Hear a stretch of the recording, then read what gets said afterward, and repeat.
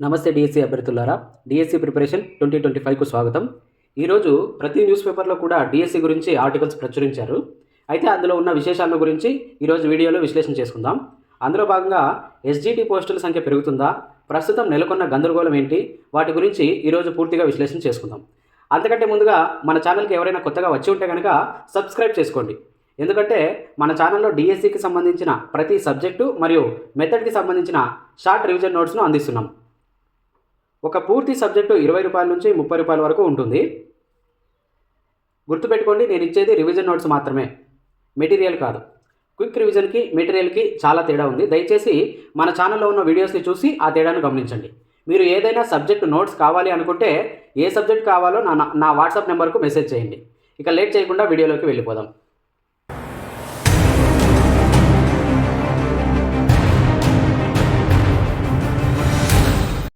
అయితే ఈ నెలలోనే డిఎస్సి అని మనకు ఈనాడు పేపర్లో ఇవ్వడం జరిగింది.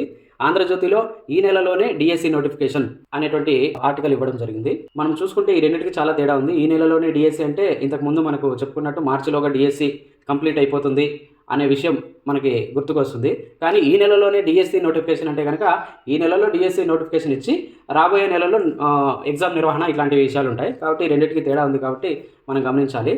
అయితే ఈ మీడియాకి, ప్రజాప్రతినిధులకి, విద్యాశాఖకి ఇలా చెప్పుకుంటూ పోతే అందరికీ కూడా డిఎస్సి అభ్యర్థులు అంటే చాలా తమాషా విషయం అయిపోయింది. ఎందుకంటే విద్యాశాఖలో ఏ విషయం గురించి మాట్లాడినా కూడా చివర్లో తోకలాగా డిఎస్సి గురించి 1-2 వాక్యాలు మాట్లాడడం, ఆ 2 వాక్యాలు కూడా అదే పెద్ద విషయం అన్నట్టు హెడ్లైన్స్ పెట్టేసి అన్ని పేపర్లు, మీడియా కథనాలు ప్రచురించడం చాలా విడ్డూరంగా అనిపిస్తుంది. మీరు కూడా గమనించండి, అన్ని పేపర్లలో కూడా డిఎస్సి నోటిఫికేషన్ గురించి 2 లైన్లకు మించి ఎక్కడా లేదు. కానీ హెడ్లైన్స్లో మాత్రం ప్రధాన విషయం అదే అన్నట్టుగా ఈ నెలలోనే డిఎస్సి నోటిఫికేషన్ అని పెట్టారు. ఇది ఎలా ఉందంటే యూట్యూబ్ థంబ్నెయిల్స్కి వీడియోకి సంబంధం లేకుండా ఎలా పడితే అలా ఏది పడితే అది పెట్టి వీడియోలు చేస్తుంటారు కదా, వాళ్ళని చూసి ఈ మీడియా నేర్చుకుంటున్నారేమో అనేటట్టుగా ఉంటుంది. లేకపోతే ఏంటండి మరి, ఇప్పటికే అయోమయంలో ఉన్న అభ్యర్థులకు ఈ గందరగోళం అవసరమా? కానీ ఒక విషయం ఖచ్చితంగా అందరూ గుర్తుపెట్టుకోవాలి, ఈ సమయంలో అదిగో డిఎస్సి ఇదిగో డిఎస్సి అంటే కుదరదు. ఖచ్చితంగా డేట్లు చెప్పాలి. అప్పుడు కానీ డిఎస్సి అభ్యర్థులు నమ్మే పరిస్థితి లేకుండా చేశారు. ఎందుకంటే ఇలాంటి వార్తల్ని ఎన్నో చూసి విసిగిపోయారు. ఇలాంటి వార్తలన్నీ కోచింగ్ సెంటర్ల కోసమో, లేదంటే రాజకీయ లబ్ధి కోసమో, లేదంటే మీడియాలో వార్తలు రాసుకోవడం కోసమో, నాంచుడు కార్యక్రమం కోసమో అని అభ్యర్థులు ఫిక్స్ అయిపోయారు. కాబట్టి ఇప్పటికైనా డిఎస్సి నోటిఫికేషన్ ఏ రోజు విడుదల చేస్తారు, ఏ డేట్లలో డిఎస్సి నోటిఫికేషన్కి సంబంధించి పరీక్షలను నిర్వహిస్తారు అనే విషయాన్ని డేట్లు ఫిక్స్ చేసి మరీ చెప్తే వినడానికి నమ్మశక్యంగా ఉంటుంది. అయితే ఈరోజు అన్ని న్యూస్ పేపర్లలో కూడా డిఎస్సి గురించి హెడ్లైన్స్ పెట్టి కథనాలు ప్రచురించారు మనం చూసుకుంటే. కానీ ఇది ప్రధానంగా డిఎస్సి గురించి కానే కాదు. అన్ని పేపర్లలో కూడా ఒకటే మ్యాటర్ ఉంది. అన్నిటికంటే క్లారిటీగా ఆంధ్రజ్యోతిలో పూర్తిగా విషయం ఉంది.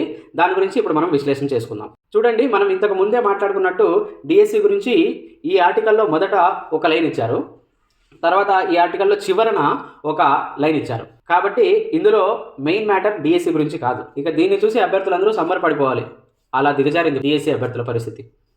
సరే, అయితే ఇప్పుడు ఉన్నటువంటి అసలైన మ్యాటర్లోకి వెళ్తే కనుక ప్రధాన విషయం ఏంటి అంటే, గత ప్రభుత్వం తీసుకొచ్చినటువంటి జీవో 117ను రద్దు చేసి దాని ప్రత్యామ్నాయ కార్యాచరణ కోసం ప్రజాప్రతినిధులతో వర్క్షాప్ నిర్వహించారు. ప్రజాప్రతినిధుల యొక్క సూచనలు, సలహాలను తీసుకున్నారు. ఇంతకుముందే తల్లిదండ్రులతో మీటింగ్లు ఏర్పాటు చేయడం జరిగింది.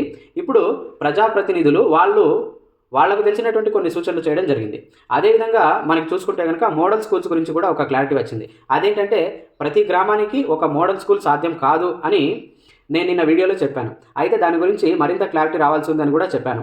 సో ఈరోజు క్లారిటీ వచ్చింది. అదేంటంటే ప్రతి గ్రామానికి కాదు, ప్రతి మండలానికి లేదా ఒక నియోజకవర్గానికి అని ఈరోజు మనకి ఈ ఆర్టికల్ ద్వారా స్పష్టమవుతుంది. ఈ నిర్ణయం వల్ల పోస్టుల సంఖ్య పెరిగే ప్రసక్తి లేదు. ఇంకా ఇప్పటికే ఉన్న లెక్కల ప్రకారం మిగులుబాటు ఉంటుంది.